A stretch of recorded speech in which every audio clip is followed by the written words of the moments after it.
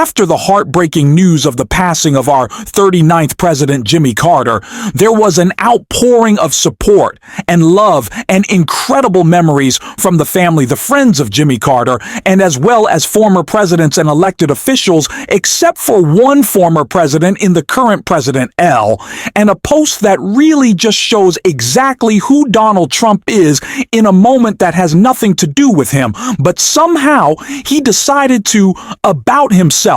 Donald Trump's well wishes, if you can even call them that, to the family of Jimmy Carter, and his thoughts on his legacy at large is just so strange, so weird, and so disrespectful, and it's why it got the blowback that it did. And we are going to get into that ridiculous post from Donald Trump, someone who is just so despicable at every turn.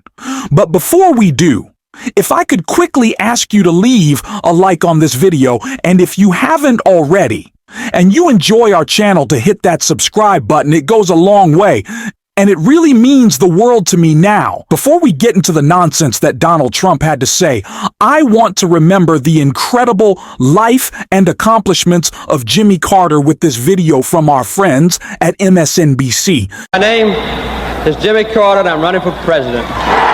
He went from being Jimmy Who to winning the White House itself, then struggled with crises overseas and a troubled economy at home. A one-term president whose time as ex-president was the longest. Thank you all. Among the most active in American history, becoming the first American president to celebrate his 100th birthday.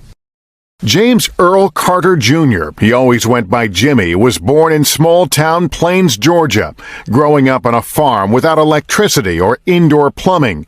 He attended the U.S. Naval Academy, studied nuclear physics, worked in the nuclear submarine program.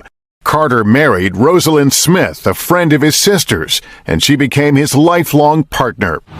When his father died, Carter left his military career and went home to run the family peanut farm.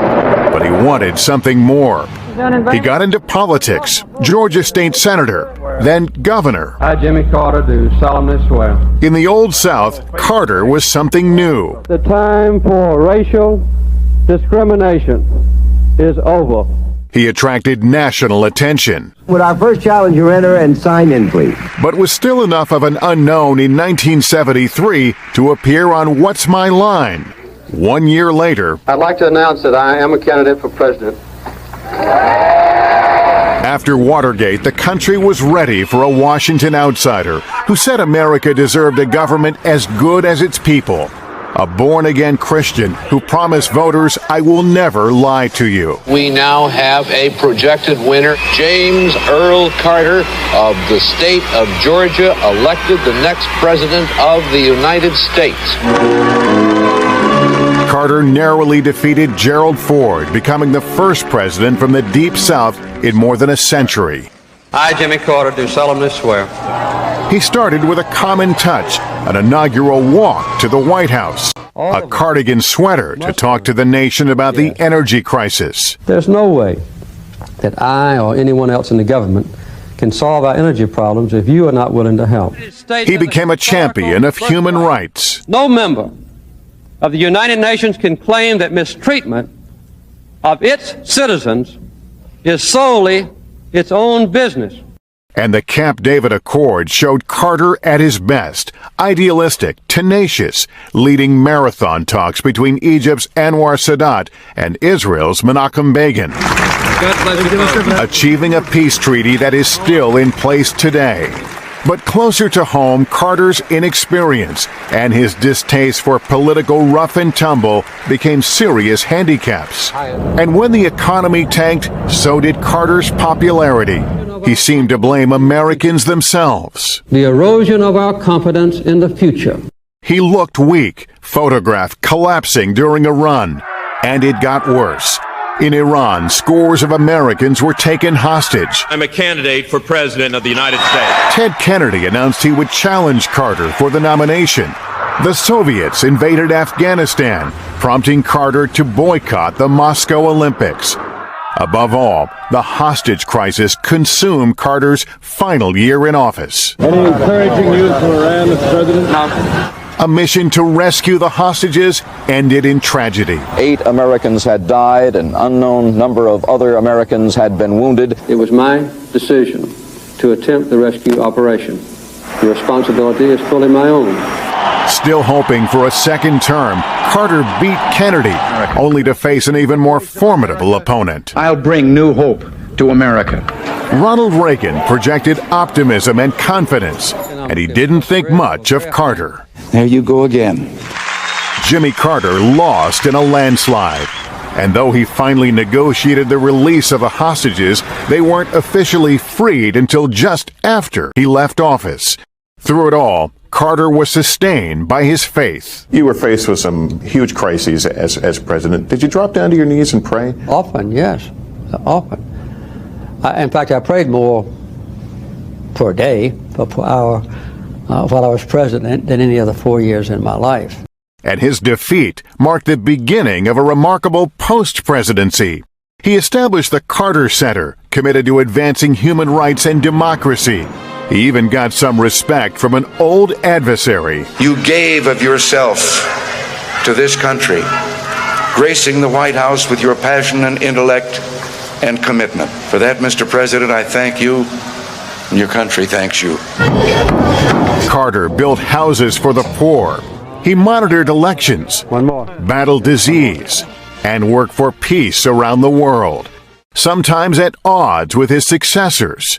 He wrote dozens of books, and in 2002 was awarded the Nobel Peace Prize.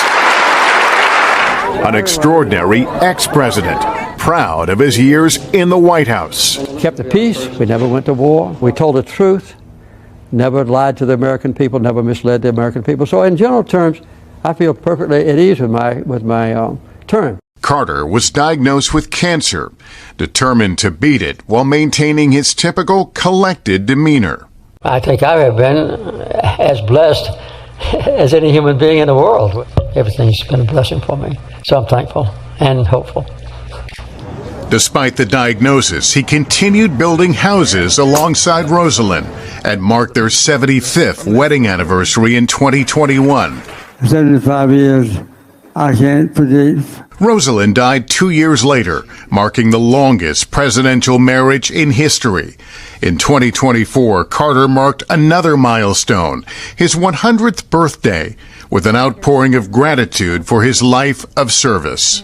He brought that devotion to everything he did for family and for country until the end. One of our greatest presidents passes away, and Donald Trump is talking about how special he thinks he is. That is, Donald Trump, someone who is the opposite of Jimmy Carter, who is about selflessness in serving others all the time and using his platform not to highlight himself like Donald Trump is doing with a social media app solely dedicated to himself. That's how much of a narcissist that he is to talk about himself after the passing of Jimmy Carter. That's what Donald Trump is all about, polar opposites. But it wasn't the only statement, obviously put out today by a member of that super special club that Donald Trump is so proud of himself for being in president. Biden had this to say in a statement.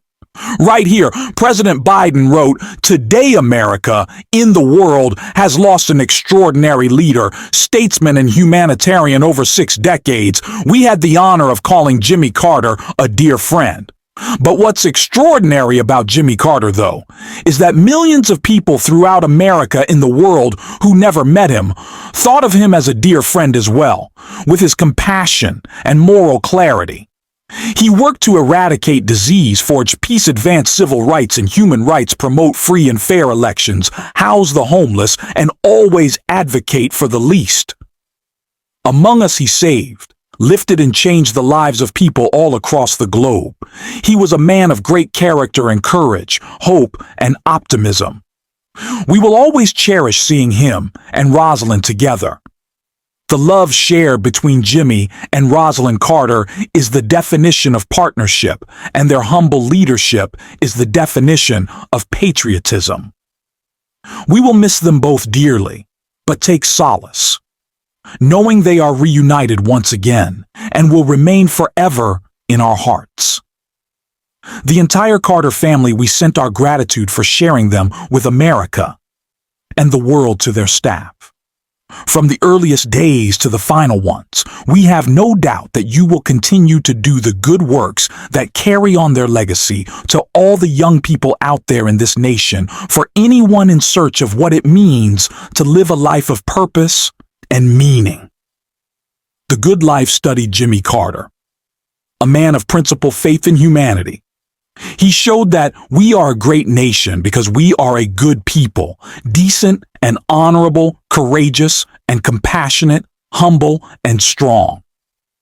I will miss the days when our president was one who thought of us first and not himself, and how to talk about how special he thinks he is on his social media platform, but how we honor and lift up others, and how we give attention and care to our country, and that is President Biden, and that is not Donald Trump. And as we've been talking so much about messaging and campaigning and framing the Trump presidency in the past weeks and months, I think we should take this as an example of how we can better explain why Donald Trump is not right to lead our country and why his MAGA movement is a failure. Because Donald Trump is always focused on himself. He will try to sell you a bill of goods that he is going to lower your cost, that he is thinking about your family, that he wants to keep him safe, but it's not true. He's thinking about himself all the time and always, and this just goes to show it.